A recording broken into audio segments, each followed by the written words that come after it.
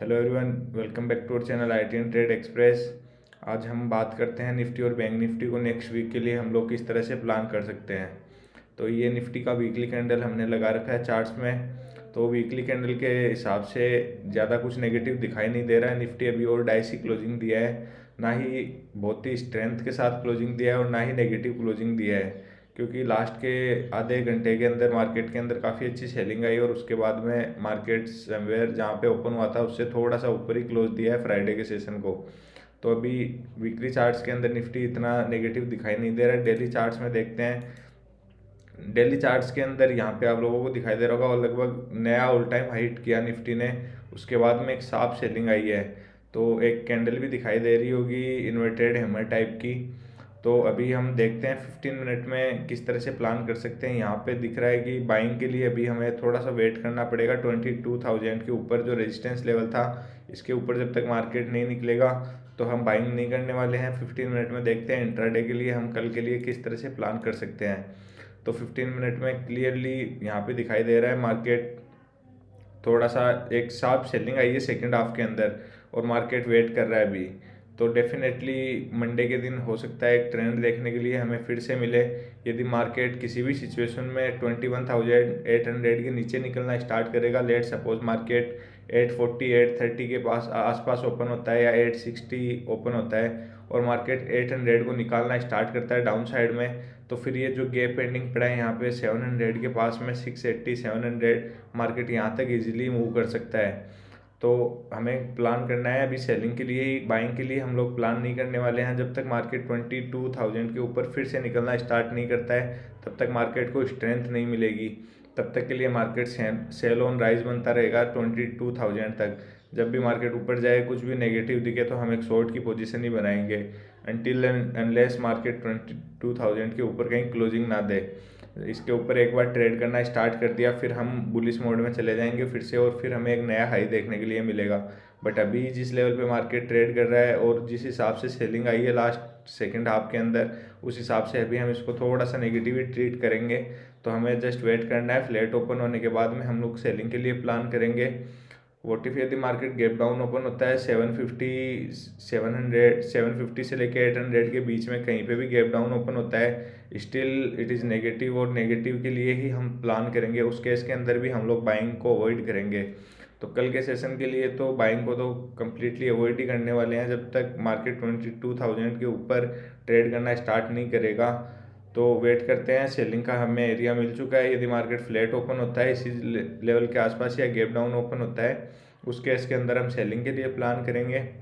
यदि gap up open हो जाता है 22,000 के आसपास में, समवेयर इस लेवल के आसपास कहीं गैप अप ओपन हो जाता है, तो फिर मार्केट के अंदर ये सपोर्ट बन जाएगा जो अभी लास्ट स्विंग बनाया है और मार्केट फिर इस रेंज के अंदर बेस क्रिएट कर देगा अपना। ये जो रेंज बना रहे, लेट सपोज कि मार्केट यहाँ पे गैप अप ओपन होता है, तो फिर ये जो सपोर्ट बना रखा है मार्केट ने 21,800, ये सपोर्ट की तरह काम करेगा और मार्केट इस जोन के आसपास फिर करेगा। वेट करने के बाद में अपसाइड में एक ब्रेकआउट देगा अच्छा खासा, तो हम बाइंग के लिए प्लान कर लेंगे। बट कल के लिए तो अभी कुछ इतना दिख नहीं रहा है बाइंग के लिए। तो दोनों केस के अंदर हम सेलिंग के लिए प्लान करेंगे, गैप अप के केस में इग्नोर करेंगे। तो अभी हम बैंक निफ्टी को डिस्कस कर लेते हैं। बैंक निफ्टी में हम लोग किस तरह से प्लान कर सकते हैं। तो बैंक निफ्टी में एक प्राइस एक्शन बन चुका है। वीकली कैंडल के अंदर भी मार्केट फॉल हुआ, यहाँ से एक रेंज बनाया। रेंज बनाने के बाद में ये यहाँ पे आप लोगों को रेंज दिखाई दे रही होगी। मार्केट 3 से 4 वीक एक रेंज बनाया, रेंज के बाद ब्रेकडाउन हुआ। ब्रेकडाउन के बाद में ये फर्स्ट बुल बैक है। अभी हो सकता है मार्केट फिर से कंटिन्यू डाउन साइड में कंटिन्यू करे। तो हमें प्राइस को देखना है 15 मिनट में किस तरह से प्राइस एक्शन बन रहा है। उसके बाद में यदि कंफर्म होता है तो फिर हो सकता है कि ये जो लो बना रखा है वीकली कैंडल के अंदर 45,500 का, ये हमें ब्रेक होते हुए दिखाई दे और फिर हम नए लो की तरफ जाएंगे। नेक्स्ट सपोर्ट, इमीडिएट सपोर्ट दिख रहा है 43,000 के आसपास, समवेयर इस लेवल के आसपास सपोर्ट दिख रहा है। तो अभी हम देखते हैं डेली चार्ट्स में और 15 मिनट में किस तरह का हमें स्ट्रक्चर दिखाई दे रहा है। तो डेली कैंडल के अंदर भी बैंक निफ्टी में काफ़ी अच्छा एक सेलिंग का कैंडल बनाया है। मार्केट अपसाइड गया था बट सेकेंड हाफ के अंदर काफ़ी अच्छी सेलिंग आई है।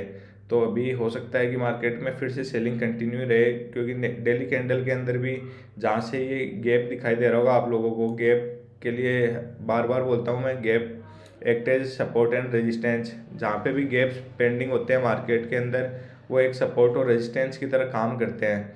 तो यहाँ पे एग्जैक्टली गैप फिल किया मार्केट, फर्स्ट टाइम आया था रेजिस्टेंस के पास में, यहाँ पे गैप फिल किया और गैप फिल करने के बाद रेजिस्टेंस लिया इसी लेवल से एग्जैक्ट, और उसके बाद में काफ़ी अच्छा एक सेलिंग का हमें मोमेंटम देखने के लिए मिला।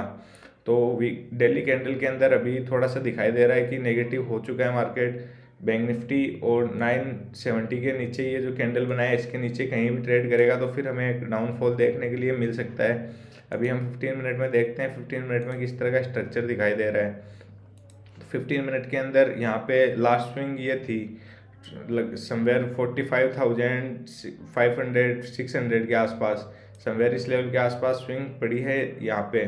तो यदि कल मार्केट फ्लैट ओपन होता है समवेयर 45,900 के आसपास ओपन होता है, यहाँ पे इसी लेवल के आसपास ओपन होने के बाद में यदि 45,800 700 को निकालना स्टार्ट करता है, इस लेवल के नीचे 15 मिनट की क्लोजिंग देना ज़रूरी है। क्योंकि जिस हिसाब से ये टिक लगाया है मार्केट, यहाँ पे भी हो सकता है कि एक टिक लगाए डाउन साइड में, फिर से इसी रेंज के अंदर आ जाए। तो हमें एक वेट करना है 15 मिनट की कैंडल के क्लोजिंग का। इस लेवल के नीचे 45,800 के नीचे एक 15 मिनट का कैंडल क्लोज होने का हम वेट करेंगे।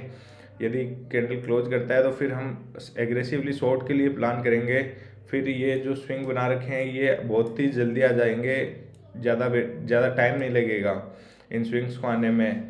दूसरा ये भी है कि बजट के दिन मार्केट ने अपने आप को इस लेवल पे होल्ड किया था, तो जितने भी बायर्स थे उनकी होप ये थी कि बजट काफ़ी अच्छा है और मार्केट नीचे नहीं गिरा था, अगले दिन गैप अप भी ओपन हुआ। तो बायर्स की होप भी यही है कि लास्ट स्विंग यहाँ पे वो लोग डिफेंड कर रहे हैं।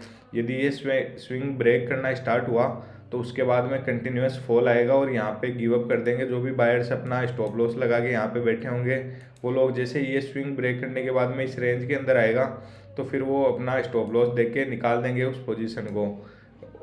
ये बहुत ही सिंपल सा चीज़ है कि हमें अभी बाइंग के लिए प्लान नहीं करना है इसके अंदर, अनटिल एंड अनलेस मार्केट इस जोन के आसपास गैप अप ओपन हो, इस लेवल के आसपास वेट करे और फिर से इस लेवल का ब्रेकआउट दे, तब हम बाइंग के लिए प्लान करेंगे। बाकी अभी जिस लेवल पे ट्रेड कर रहा है market, it's completely negative in bank Nifty. तो अभी हम बैंक निफ्टी में केवल सेलिंग के लिए ही देखेंगे। यदि मार्केट गैप अप ओपन हो जाता है बहुत बड़ा, तो हम बैंक निफ्टी में भी ट्रेड को अवॉइड ही करेंगे। कल के दिन एक वेट एंड वॉच वाला डे रहेगा, फिर हो सकता है मार्केट साइडवेज चला जाए इसी रेंज के अंदर। बट यदि फ्लैट खुलता है और गैप डाउन खुलता है समवेयर इस लेवल के आसपास कहीं पे भी, तो वेट करेंगे एक प्राइस एक्शन का, उसके बाद में हम लोग सेल कर देंगे बैंक निफ्टी को भी। तो अभी इस तरह से हम लोग कल के लिए प्लान कर सकते हैं। फ्राइडे को मैंने निफ्टी में किस तरह से प्लान किया था वो मैं आप लोगों के साथ डिस्कस करता हूँ। निफ्टी के अंदर मैंने ये आप लोगों के साथ पहले भी कॉन्सेप्ट डिस्कस किया है, जब भी मार्केट एक रेजिस्टेंस लेवल के आसपास जाता है और उसको ब्रेकआउट देना होता है तो उसको उस लेवल के आसपास वेट करना चाहिए।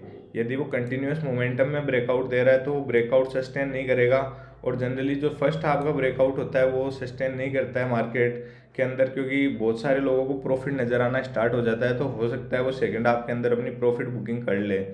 तो इसी कॉन्सेप्ट पे मैंने फ्राइडे को ट्रेड किया था। मैंने यहाँ पे वेट किया, मार्केट पॉजिटिव था, वेट किया, उसके बाद में यहाँ पे मार्केट ने काफ़ी अच्छा एक ब्रेकआउट दिया। ब्रेकआउट देने के बाद में 22,000 के आसपास जाके यदि मार्केट वेट करता तो जस्टिस था कि मार्केट इजीली यहाँ से अपसाइड जा सकता है।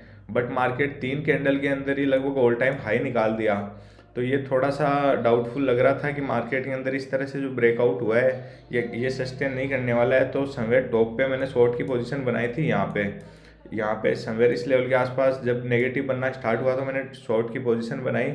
उसके बाद में ये पूरा मोमेंटम कैप्चर किया। तो इस तरह से मैंने फ्राइडे के ट्रेड को कैप्चर किया था। इसके पीछे वही सिंपल सा कॉन्सेप्ट था कि मार्केट के अंदर जो भी ब्रेकआउट लेवल है उसके आसपास जाके मार्केट को वेट करना चाहिए। जिस तरह से यहाँ पे रेजिस्टेंस लेवल के आसपास मार्केट वेट किया, उसके बाद में एक ब्रेकआउट दिया।